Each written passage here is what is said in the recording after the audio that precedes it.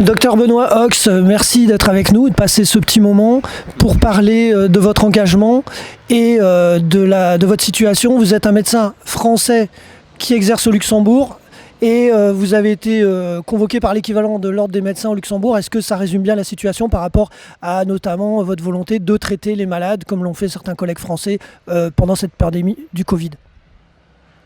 Oui, ça résume. Médecin généraliste au Luxembourg. Je fais mon travail simplement, le travail de médecin. J'ai pas changé mes habitudes de travail, c'est-à-dire que j'ai continué à faire des visites médicales, j'ai continué à traiter. Et soudainement sont apparus des protocoles, des recommandations qui changeaient la médecine. Donc j'ai pas accepté. J'ai traité, j'ai fait des visites, on n'avait pas le droit. C'est ce qui vous a été reproché, de faire des visites, alors que la doxa au Luxembourg comme en France, c'était de laisser les médecins, enfin ne pas visiter les malades et qui prennent en gros, je sais pas, c'est comme en France, mais qui prennent du Doliprane pour se soigner. Voilà. J'ai été condamné parce que je n'ai pas obéi à 10 articles du code de déontologie au Luxembourg. Et ces 10 articles, en fait, c'est des articles que je leur ai moi-même dit que je n'ai pas obéi à ces articles. Pourquoi je n'ai pas obéi à ces articles? Parce que tout d'un coup, on nous a mis des recommandations qui n'allaient pas avec ma médecine. Quand on me dit qu'on m'interdit de faire des visites médicales chez un patient infecté, non, je n'accepte pas. Je suis médecin, je continue, je ne vais pas laisser mes patients dans la détresse. Je suis allé les voir. Je ne vais pas les laisser avec une boîte de Doliprane, ça s'appelle du paracétamol. Je ne les ai pas laissés avec une boîte de paracétamol, je les ai traités avec des médicaments.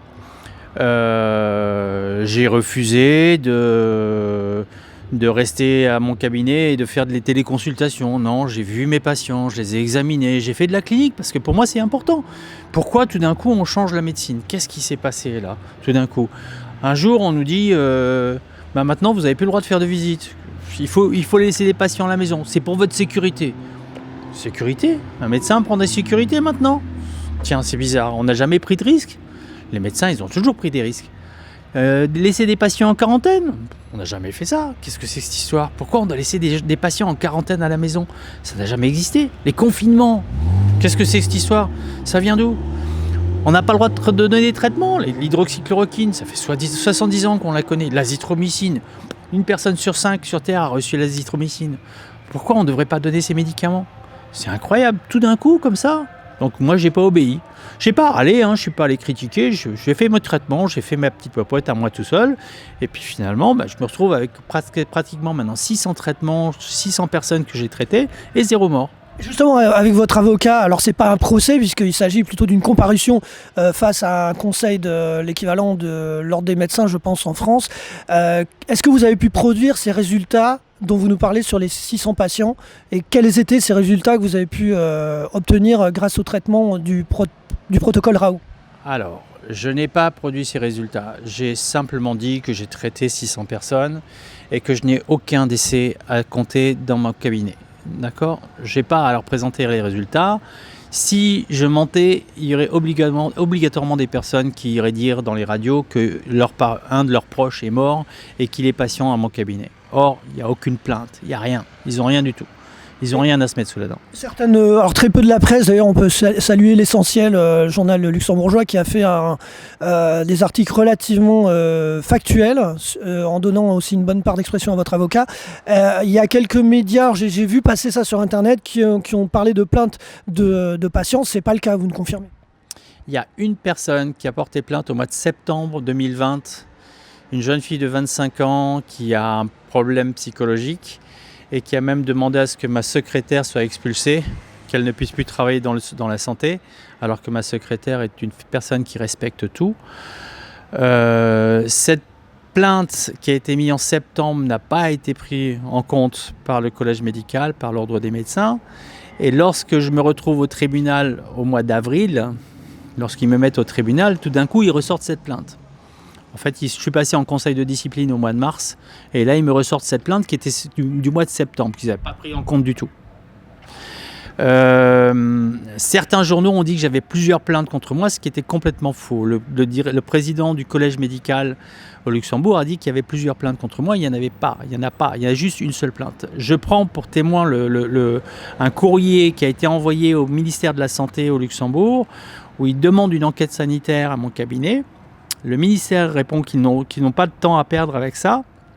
Et le collège médical leur refait un courrier en leur disant « C'est dommage que vous ne faites rien contre le Dr Ox parce que nous n'avons pas de plainte contre lui. Il y a juste une plainte qui a été refutée par le Dr Ox et nous n'avons rien d'autre pour le mettre au tribunal. » Donc voilà, affaire classée pour ce qui est de cette plainte qui n'avait pas été retenue en premier. Aujourd'hui, 2 questions en une. Est-ce que vous allez faire appel, parce qu'on a vu aussi dans les articles consacrés à votre affaire qu'il y a une certaine ouverture qui vous permettrait d'avoir du sursis éventuel si vous acceptez, on va dire, de parler avec moins fort, de parler avec plus de prudence. Et l'autre question, si cette sanction est confirmée, comment ça va se passer pour vous en France? Est-ce que vous pourrez exercer ou pas en France quand même, malgré l'interdiction, si elle est confirmée? Alors, je redonne un petit peu tout dans l'ordre. D'abord, c'est un procès. D'accord, c'est pas seulement une comparution. Je suis passé au tribunal administratif. C'est un procès devant un juge de la cour administrative. Ils m'ont condamné à 1 an de suspension. J'ai déjà fait appel. Donc on attend, là en ce moment il y a les congés judiciaires. On attend qu'ils mettent une date pour le procès en cour d'appel. Bien sûr, on va se défendre. J'ose répondre à toutes les personnes qui ont un peu peur pour moi et surtout mes patients, parce que j'ai une très très grosse clientèle et qui sont très très embêtés si je ne travaille plus. Je dis à tous mes patients que je n'ai peur de rien, moi, que j'ai pas peur, que je suis dans mon droit et que j'ai fait du bien, que j'ai fait en sorte de soigner mes patients, que j'ai fait en sorte d'aider les gens et que j'ai dénoncé un protocole, le protocole des urgences qui laisse les gens mourir à la maison. Ce protocole, il a fait aussi des dégâts en France. On a pratiquement 20 à 30% des gens qui sont décédés du Covid à la maison sans avoir vu aucun médecin. C'est une catastrophe, ça a fait énormément de morts, ça. Et au Luxembourg, on pense qu'il y a 20% des gens qui sont morts le premier jour en arrivant à l'hôpital. Parce qu'ils sont arrivés trop tard, parce qu'on ne leur a pas envoyé de médecin, parce qu'on ne leur a pas envoyé d'ambulance pour aller les chercher. On attendait qu'ils soient en train de mourir. Ça, j'en ai discuté avec plusieurs médecins en France, plusieurs représentants des réinfos Covid ou des associations qui s'occupent de la réinformation. On pense qu'il y a eu énormément de morts avec ça. Donc, 2 choses. Dans le monde entier, il y a 10 fois moins de morts qu'en Europe. Les pays où il y a le plus de morts dans le monde, ils sont tous en Europe, pratiquement tous en Europe. La mortalité en Europe est 10 fois plus élevée que dans les pays dans le monde entier. D'accord ? Et 2 choses. Probablement parce qu'on n'a pas traité. Et deuxièmement parce qu'on a fait la quarantaine.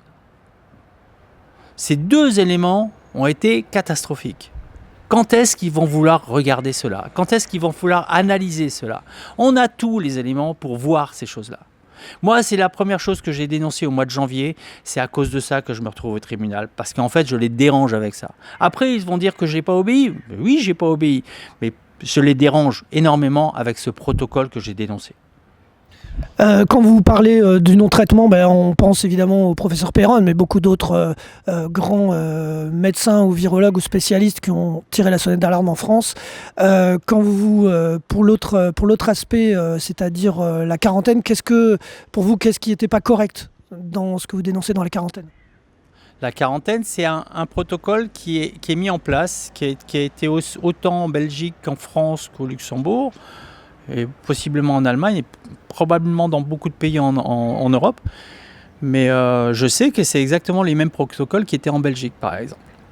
Ce protocole dit qu'une personne qui a le Covid doit rester à la maison avec une boîte de paracétamol, et on attend que 3 choses. Et au Luxembourg, les 3 arguments, c'est qu'il n'arrive plus à monter 2-3 marches, qu'il n'arrive plus à respirer, qu'il n'arrive plus à passer d'une pièce à une autre, et qu'il n'arrive plus à parler. Ces 3 éléments-là, quand j'ai vu ça, je dis mais ils sont fous. Ils sont complètement fous. Et je me suis dit mais je suis le seul à réfléchir là, qu'est-ce qui se passe ? Quand on a ces 3 critères-là, on est en train de se dire, mais là si on regarde bien la personne qui est dans cette situation-là, mais elle est en train de mourir. Donc, résultat des courses, oui, on a 20% des gens qui sont morts à la maison sans avoir vu aucun médecin. Parce qu'on attend qu'il soit dans cette condition-là pour l'envoyer à un médecin. Mais c'est pas un médecin qu'on l'envoie. Ça là, c'est SAMU qu'on le renvoie. Et le SAMU, il a tout juste le temps d'arriver à l'hôpital. Et il y a 20% des gens qui meurent le premier jour parce qu'ils sont arrivés trop tard. J'ai encore vu 2 personnes comme ça le week-end dernier au Luxembourg, dans le nord du Luxembourg. La dame me disait, ça fait 5 jours que j'essaie d'avoir un médecin, j'arrive pas à avoir de médecin. J'ai téléphoné au service d'urgence au Luxembourg, je leur ai dit, je veux absolument une ambulance, sinon je vais râler. Je vais le faire savoir. J'ai eu une ambulance, la personne est à l'hôpital. Elle a perdu 25% de ses poumons.